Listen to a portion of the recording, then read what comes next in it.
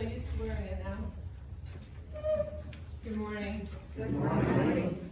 Welcome to the Unitarian Universalist congregation of the Swananoa Valley. My name is Rose Levering, and I'm a member of the Board of Trustees.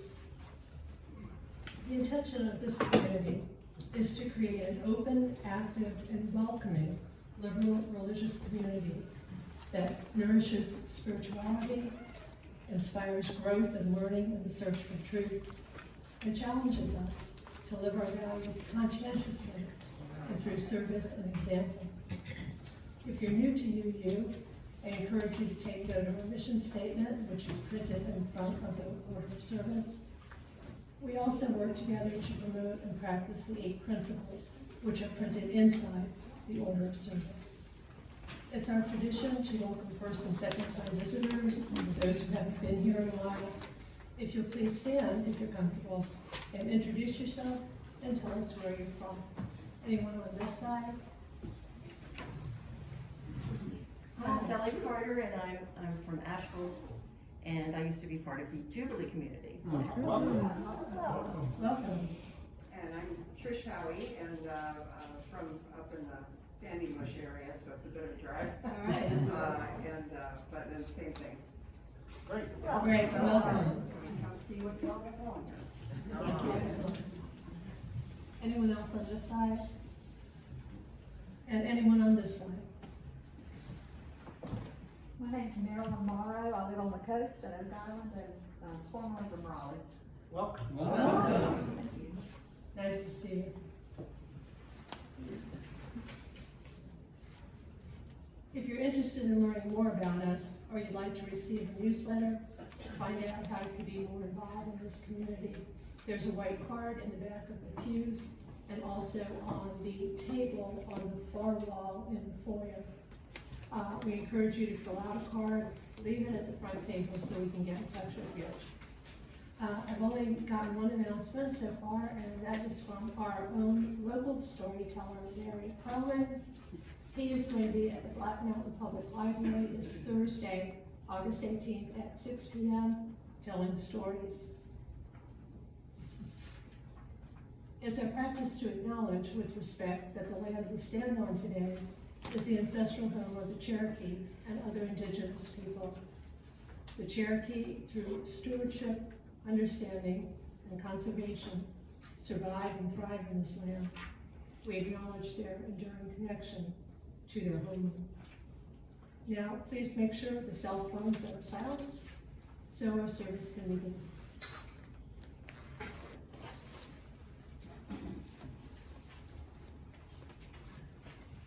Let the service begin.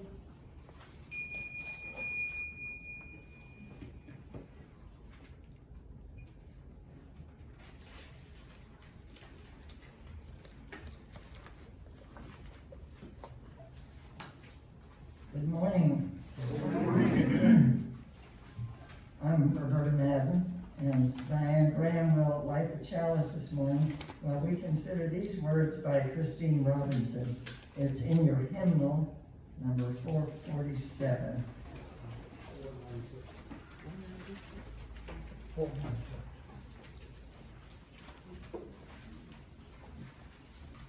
is it, Roberta? 496. At times, our own light goes out and is rekindled by a spark from another person. Each of us has cause to think with deep gratitude of those who have lighted the flame within us. Thank you, Diane.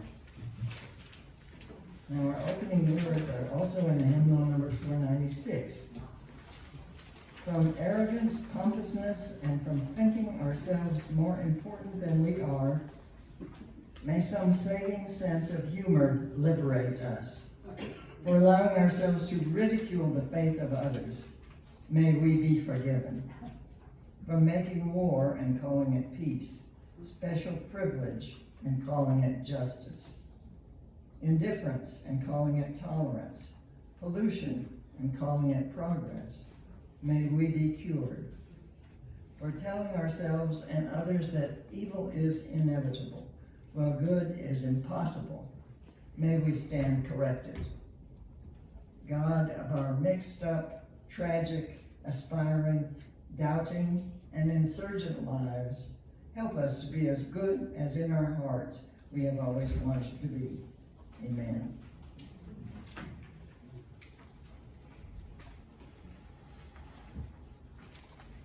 And now we have some special music by John Lennon. It's the second Sunday, so we're going to have a performance today by David Reed. He enjoys many kinds of music, plays piano and guitar, and sings. Completed a Bachelor of Music in Music Therapy from the University of Georgia back in the day. And he says, I have always played music for enjoyment, never as a career. Even though I obtained a music degree, it has consistently been something that has enriched my life.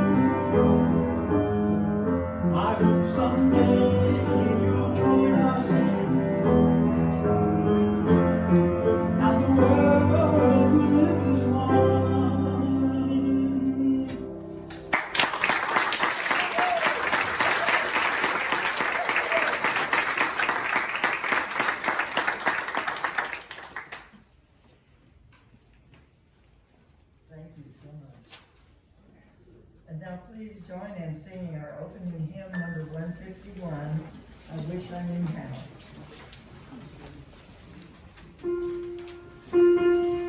How.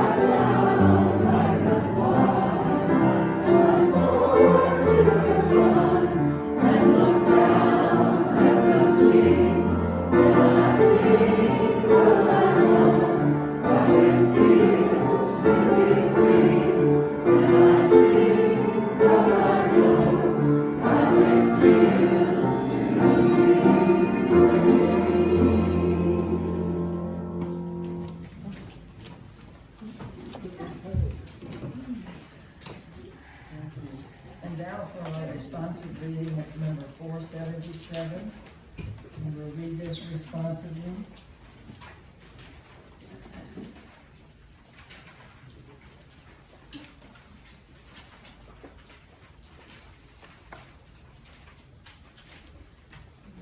Forgive us that often we forgive ourselves so easily and others so hardly. Forgive us that we expect perfection from those to whom we show none. Forgive us for repelling people by the way we set a good example. Forgive us the folly of trying to improve a friend. Forbid that we should use our little idea of goodness as a spear to wound those who are different. Forbid that we should feel superior to others when we are only more shielded. And may we encourage the secret struggle of every person.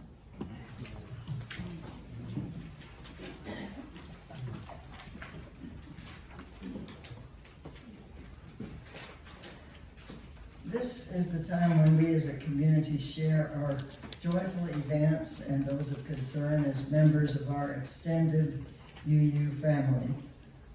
So as you wish, please let us all share in your joys and concerns.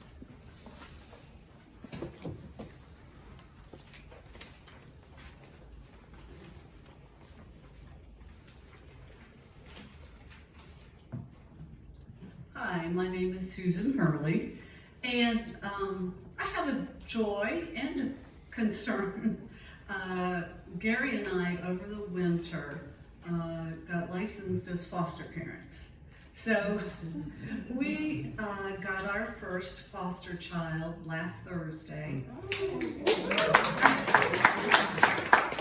who identifies as male. His name is Chris. He is mostly in a wheelchair, although he can walk some. He comes with some handicaps. He has a lot of psychological issues right now, some related naturally to the death of his parents. His father died 2 years ago. His mother died this past December suddenly. He had no siblings or even close relatives. And he came to us out of a very neglectful situation. So we have our work cut out for us. And I ask you just to keep us in your thoughts and prayers, and I may need some support along the way. So thanks.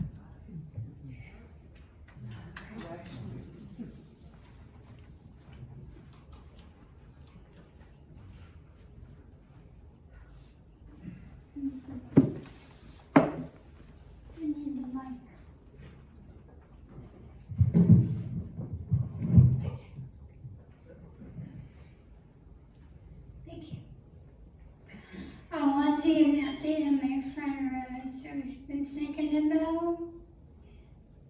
She has a problem with her heart. Her right side is bigger than her left, which is one of the reasons why she has breathing problems, and she's on oxygen full time now. She cleaned her apartment yesterday, even though she was told to ask for help. She sat down after that. About 30 minutes later, she started having chest pains, and her left arm went numb. Well, she thought she was having a heart attack, so she went to the emergency room. And they ran some tests and found out that there was nothing wrong.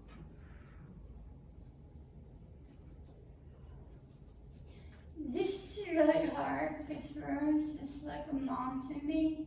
Rose came into my life in 2005 when my mom died. And she's 64 years old, and me and her guardian talked yesterday, and we think she's in denial and doesn't want to admit that she needs help. But Friday, when her care partner physical therapist came to the house, they were walking and they saw that she was developing another cellulitis infection on her leg. She goes to the doctor on Wednesday. I won't be surprised if she calls and says she's back in the hospital, because they said if it started bleeding again, she would have to go back inpatient. So this is just really hard. Plus, I've been having my own health issues. I fell twice this week. So if you can keep us in your thoughts, I'd appreciate it.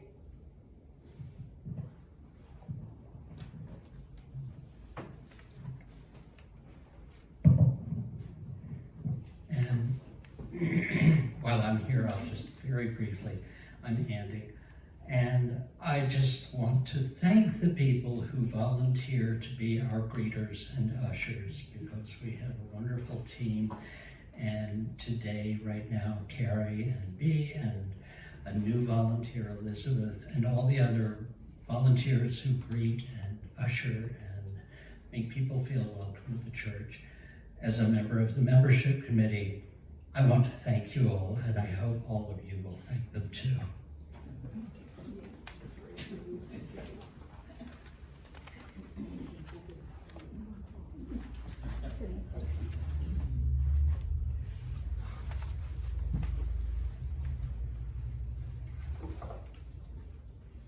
Hi, I have two joys to share. One is that David and I are going to be grandparents any day now, and everything is going really well, so we're very excited about that.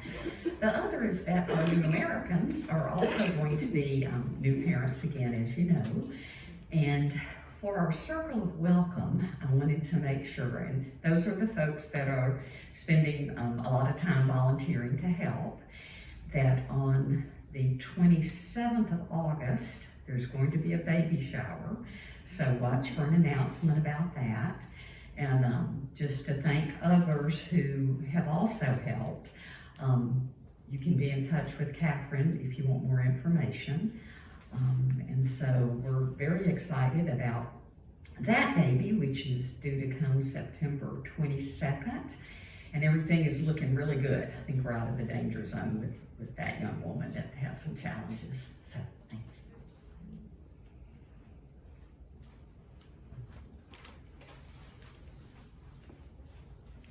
For those of you who did not wish to share your joys and concerns, please know that we hold you in our hearts. And this is the time that we ask you to share your generosity. As you know, your contributions to our congregation are put to good use in our community, especially during the pandemic. In the words of Edward Hale, I am only one, but still I am one. I cannot do everything, but still I can do something. And because I cannot do everything, I will not refuse to do the something that I can do.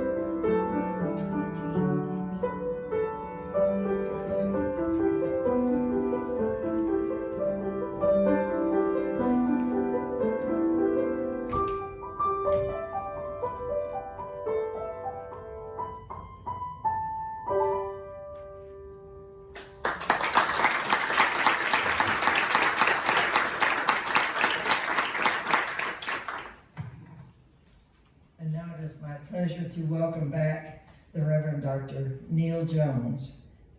He is a psychologist at the Pisgah Institute in Asheville, was born and raised in North Carolina.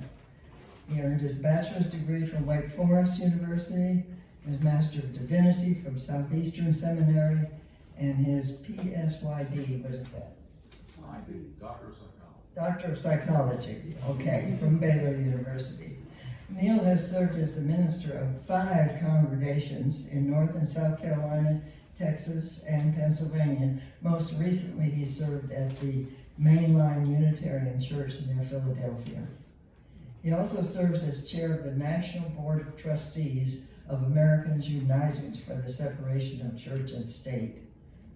Reverend Dr. Jones teaches and practices a spirituality of personal wholeness, relational respect, and social justice.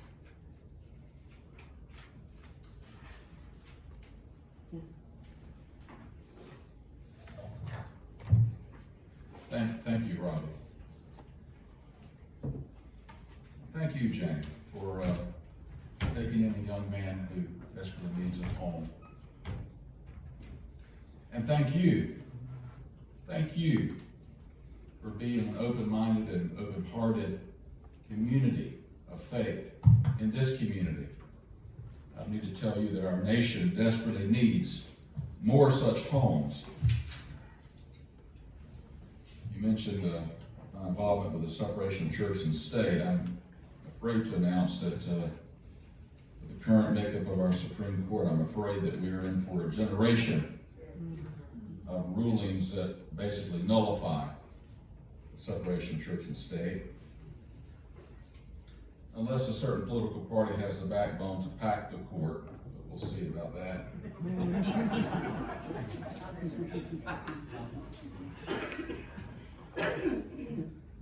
Our reflective reading comes from Mark DeWolf. A person is a puzzle. Sometimes from the inside it feels like some pieces are missing. Perhaps the one we love is no longer with us. Perhaps more talent we desire eludes us. Perhaps a moment that required grace found us clumsy. Sometimes from the inside, it feels like some pieces are missing. And we are puzzles not only to ourselves, but to others. A puzzle is a mystery we seek to solve. And the mystery is that we are whole even with our missing pieces. Our missing pieces are empty spaces we might long to fill. Empty spaces that make us who we are. The mystery is that we are only what we are, and that what we are is enough.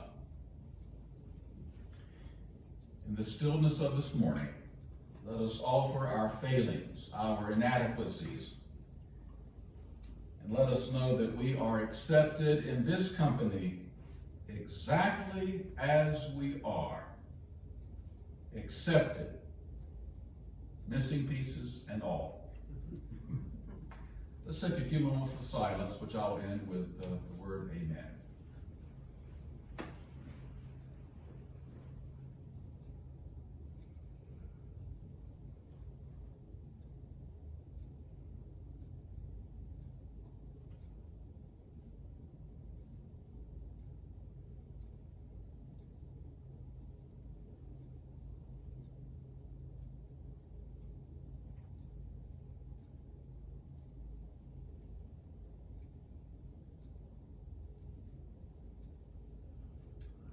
Amen. Now, when I was a child, I interpreted the Bible literally. I was taught to interpret it that way in my childhood church. So, for instance, I believe, like the adults of my church, that Adam and Eve were literal people who lived in a literal Garden of Eden, and who were seduced by a literal talking serpent to eat literal fruit from a literal tree. I believe that, literally. Well, then as a teenager, I began questioning the rationality of such beliefs. And I came to dismiss the Bible as a book of false myths. And then later, while in seminary to be exact, a Baptist seminary, if you can believe it, I began to embrace the Bible as a book of true myths. I began to interpret these narratives as rich metaphors for the human struggle to become more human. Now this morning I want to revisit the story of Adam and Eve, and I'm not going to retell you the story because you already know it. Even if you were not raised in church, you know it. I want to take a step back from the story and ask how it might be relevant to us here and now.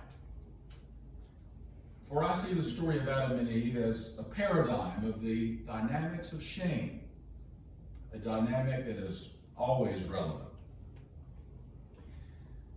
Now in the Adam and Eve story, shame begins as it always begins, with a violation of a boundary or of a standard. And then there follows the feeling of exposure, of self-consciousness, of feeling inferior, of feeling judged by others to be lacking in some essential way. Now, Adam and Eve were already naked, but they didn't feel naked until they had violated God's command not to eat of the forbidden fruit. And so they sewed fig leaves together, made clothes, and hid from God. Shame makes you want to cover and hide. It makes you want to crawl through a hole, sink through the floor, become invisible. When you feel ashamed, you typically lower your eyes because you can't stand the gaze of others. This is captured by the phrase, losing face. When you feel ashamed, your voice gets soft, your body sinks down, and you feel like you could die. Now, some other emotions mobilize you for action. Anger makes you want to stand up, raise your voice, clench your fist. Anxiety makes you restless. Fear and panic mobilize you to run away to a safe place. Guilt mobilizes you to apologize and make things right. But shame cripples you. The only action that occurs is the involuntary action of blushing, which can make you feel even more foolish and exposed. Now, shame is often confused with guilt. Guilt is that feeling of self-reproach when you do something wrong. We feel a sense of debt that must be repaid, and life seems suspended until we make amends. Guilt is about behavior that has harmed others, what you have done. Shame is about you, about not being good enough. Now, shame is often triggered by something you've done, but it's the way that behavior reflects on you that matters. Guilt is about morality. Shame is about acceptability. You feel guilty for something, but ashamed of yourself. With guilt, you feel you did something wrong. With shame, you feel that you are wrong. Guilt requires you to do something, to apologize and make amends. But what can you do with shame? How do you not be a failure if you believe you are a failure? How do you not be weak if you believe you are weak? How do you not be stupid if you feel you are stupid? I believe shame is the most excruciating of emotions because it cuts to the core of who we are. You feel there is nothing you can do. You're stuck with yourself, a flawed, defective self. Now, common variety, everyday shame can be a good thing. We are first capable of experiencing shame at 18 months old. You believe that? Why then? Well, because at that age, we are able to recognize that we are separate from others. We're capable of self-consciousness, in other words, which is the foundation for shame. But shame is what civilizes us. We feel it when we violate some social norm or cross a forbidden boundary. You hit reply all instead of reply on your email. You just let everyone in the world know how you really feel about Mrs. Johnson. You accidentally let out a burp, which reverberates throughout the whole restaurant. You come out of the public restroom with toilet paper hanging out of your pants. People stare at you. They laugh. You feel the sting of embarrassment. Be careful not to let that happen again. All of us experience these uncomfortable moments almost every day in life. We feel like an incomplete for a little while, but it passes. Soon the experience becomes a bad memory we just choose to forget. Our self-image may be dented, but our self-worth is not damaged.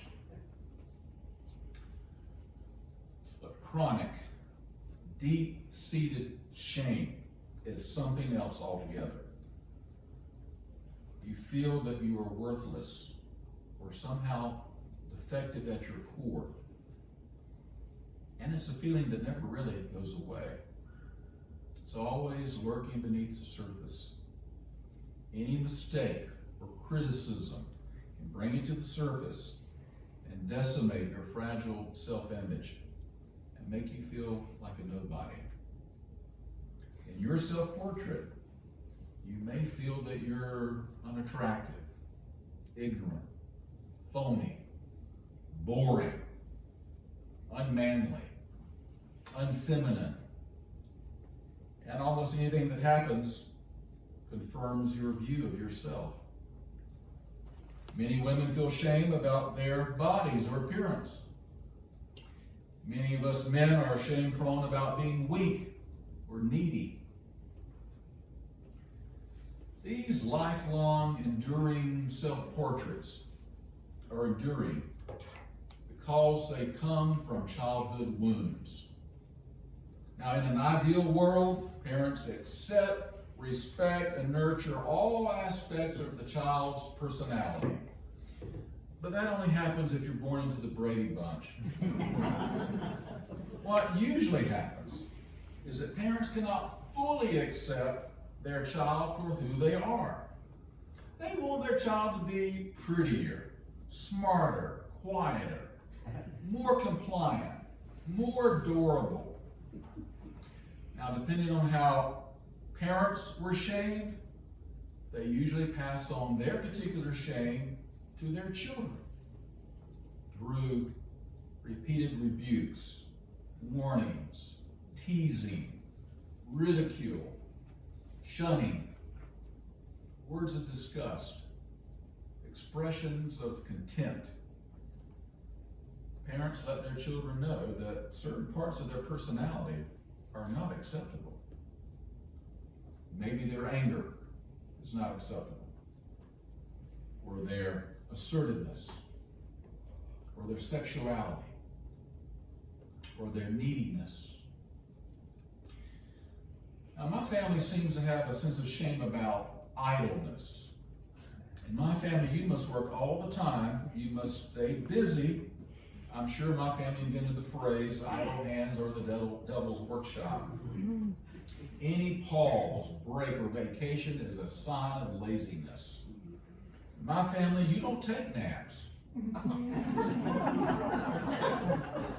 Now, I'm not sure how it all got started, but I assume that that sense of shame must have come from generations of working on the farm, when a strong work ethic was essential for for survival. However it got started, it's been passed down through the generations so that I cannot not be busy, I'm ashamed to say. Family secrets can be a rich source of shame. Perhaps there was alcoholism, a bankruptcy, an affair, an illegitimate child. Sometimes the family doesn't even know what the secret was, but they still live with its shame.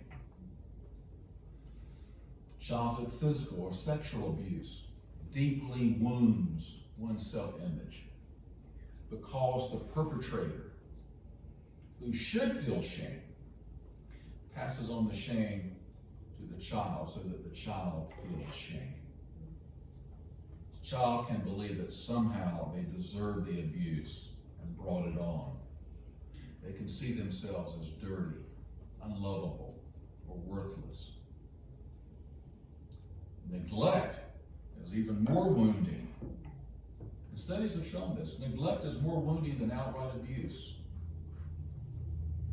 Because neglect implies you're not worthy of even being noticed. Parents who ignore their children or their needs treat them as if they're invisible, as though they don't exist. And these children grow up to be adults who feel that they're not worthy to take up space in this world. However, the wounds to one's soul are inflicted. It begins with a parent or some significant other who repeatedly regards the child or some aspect of the child's personality with contempt. And the child, who is exposed before they're ready to be exposed, internalizes the parent's contempt and grows up to be an adult who is hounded by self-contempt. None of us, I don't believe, none of us escape from childhood without wounds to our souls. Some of us are just more wounded than others, and some of us are just better at hiding our wounds.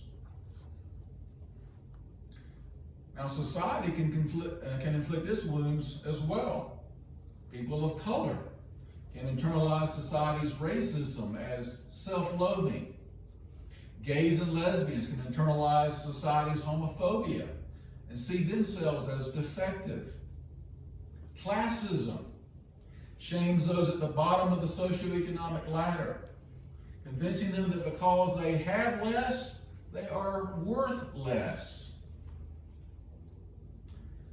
So, Adam and Eve sewed together fig leaves to cover their shame. And so do we. Now, Adam used a common ploy to deflect shame. He blamed Eve. And Eve blamed the serpent. If you feel flawed, you can transfer your humiliation by picking out the flaws in others. Offense becomes the best defense. And we can always find others who will take our blame, because lots of people are raised in shame-based families where they learned to feel defective. Rage. Rage can be a fig leaf. Now, rage is 100 times more intense than anger, because to be shamed is the deepest insult. When you feel inadequate and insignificant, rage can bring immediate relief because it brings a feeling of power. In fact, because rage can give a quick fix of power, it can be addictive. It was John Bradshaw who coined the term rageaholic. Now, sometimes rage is turned inward against oneself, turning one into a bitter, sarcastic person, which is also not pleasant to be around. Addiction. Addiction can be a fig leaf. Every addict, whatever the addiction, suffers from shame. Shame produces intolerable pain, and there's no hope for a cure because you believe you are defective. But alcohol, drugs, or some other mood-altering substance or activity promises to take away the pain. But then you're in a catch-22. You feel shame, so you drink. And then you feel ashamed of drinking, and so you drink more. Perfectionism. Perfectionism can provide a cover for shame. You feel defective, but you can prove you're okay by doing everything perfect. For perfectionists, there is no internal sense of value. They feel valued for only what they do. Therefore, there is no rest for the perfectionist. No matter how hard you try or how well you do, it's never good enough because you can always do better. For the perfectionist, there's always the nagging feeling that you're never good enough. Narcissism can be a cover for shame. Now, narcissists appear to think that they are better than everyone else, but their arrogance is a compensation for their feeling inferior. Narcissists believe they're superior to you because they disown their shortcomings and project them onto you. Narcissists, in other words, not only hide from others, they hide from themselves. They don't really know themselves. Witness our last president. Now, shame is a failure of self-acceptance. We cannot accept some aspect of ourselves we judge to be inferior, inadequate, or flawed. We cannot accept our whole selves because early in life, when we were dependent on others for our self-worth, they could not accept our whole selves. So since personal relationships originally set up our deep-seated shame, it will take personal relationships to heal our shame. But not just any relationship. It will take healthy relationships. Our healing requires us to choose to be in relationships and in community with people who can accept us as we are and affirm our basic goodness. Now, through the years, I've written editorials and letters to the editor, and I've received all kinds of responses. But I make it a point to thank all expressions of appreciation, and I do take the time to respond to people who may disagree with me and who engage in a genuine, respectful conversation. But I will not waste my time with hostile people who simply want to attack me. I don't need that.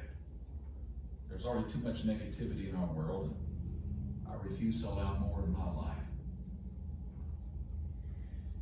Now, it's easier said than done to engage in healthy relationships because we do tend to seek out what is familiar and comfortable. And if you're shame prone, you will tend to seek out people and form relationships with those who shame you in all the old familiar ways. AA, Alcoholics Anonymous, is successful at helping people recover from their addictions because it helps them heal their shame. And their method is revealed in their introductions. Hi, I'm John Doe, and I'm an alcoholic. See, shame pushes us to hide. But alcoholics in AA, they present themselves openly and honestly, putting their dependencies and embarrassments right out there for all to see. And instead of being judged, they are welcomed, befriended, and accepted by people who share their dependencies and embarrassments. In time, the defect you have been working so hard to deny and cover up is embraced as being just a part of who you are. The acceptance of others leads to self-acceptance. Now, isn't that a wonderful model for a congregation? Wouldn't it be great if you and I could come to a community of faith and introduce ourselves honestly? Hi, I'm Neal, and I'm a human being. I've accomplished some things, and I've made some stupid mistakes. Some parts of me I'm proud to show you, and other parts I keep hidden away in shame.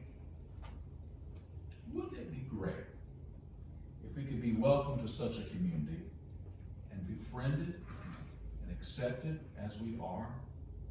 Come on in. We're works in progress too. If I can be accepted by a community like that, I might be able to accept myself more graciously. Amen.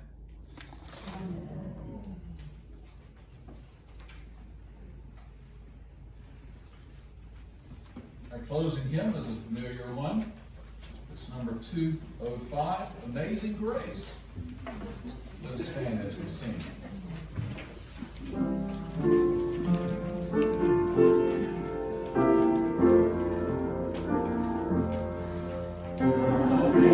Amazing grace, how sweet the sound that saved a wretch like me.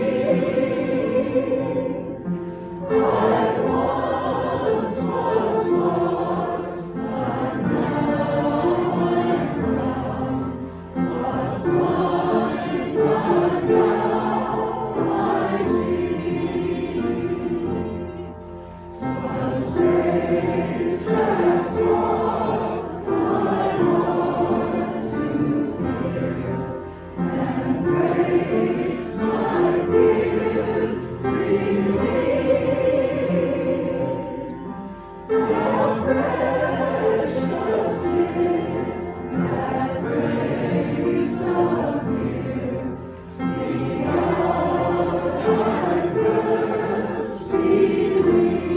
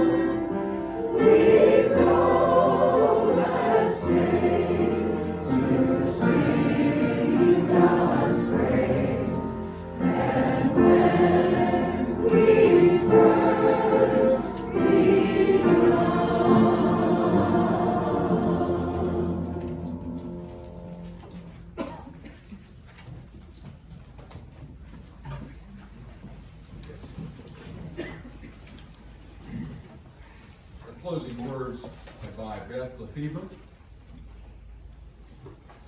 We are whole, even in the broken places, even the places where fear impedes our full engagement with life, where self-doubt corrupts our self-love, where shame makes our faces hot and our souls cold.